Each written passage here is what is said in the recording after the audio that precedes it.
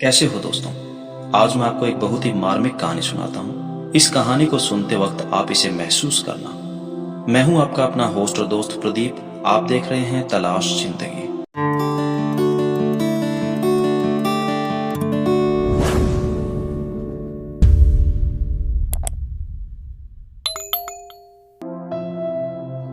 दोस्तों, कथाकार ने जिस प्रकार इस कहानी को लिखा है, उन्हीं शब्दों में कहानी सुनाता हूँ।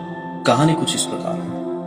लस्सी का ऑर्डर देकर हम सब आराम से बैठकर एक दूसरे की खिंचाई में लगे ही थे कि एक लगभग 70-75 साल की माताजी कुछ पैसे मांगते हुए मेरे सामने हाथ फैलाकर खड़ी हो गई। उनकी कमर झुकी हुई थी, चेहरे की झुर्रियों में भूख तैर रही थी, आंखें भीतर को धसी हुई किंतु सजल थी। उनको देखकर मन में न जाने क्या आया कि मैंने जेब में सिक्के निकालने के लिए डाला हुआ हाथ वापस खींचते हुए उनसे पूछ लिया, दादी लस्सी पियोगी? मेरी इस बात पर दादी कम अचंभित हुई, मेरे मित्र अधिक, क्योंकि अगर मैं उनको पैसे देता तो बस 2, 4, 5 रुपए ही देता, लेकिन लस्सी तो 35 रुपए की एक है। इसलिए लस्सी पिलाने से मेरे गरीब हो जाने की और उन दादी के मुझे ठग कर अमीर हो जाने की संभावना बहुत अधिक बढ़ गई थी।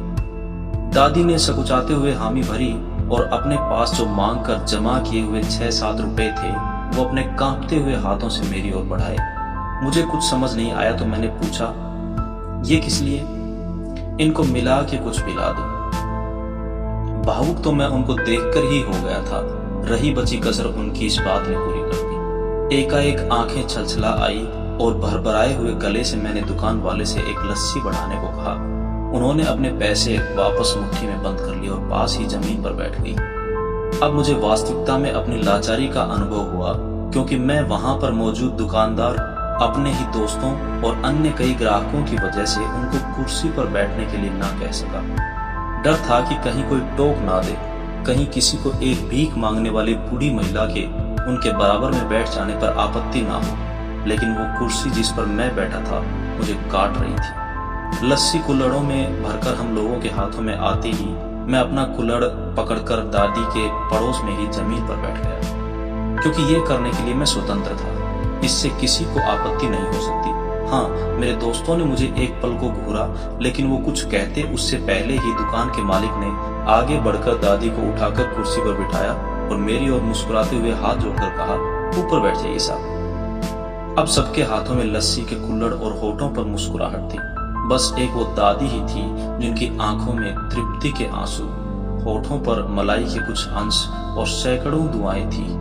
न जाने क्यों जब कभी हमें 10, 20, 50 रुपए किसी भूखे गरीब को देने या उस पर खर्च करने होते हैं तो वो हमें बहुत ज्यादा लगते हैं। लेकिन सोचिए कभी कि क्या वो चंद रुपए किसी के मन को तृप्त करने से अधिक कीमती हैं? दोस्तों, जब कभी अवसर मिले अच्छे काम करते रहें, भले ही कोई अभी आपका साथ दे या ना दे।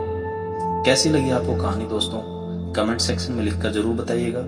फिर मिलेंगे कुछ नई बातों के साथ अगली वीडियो में। देखते रहिए तलाश जिंदगी।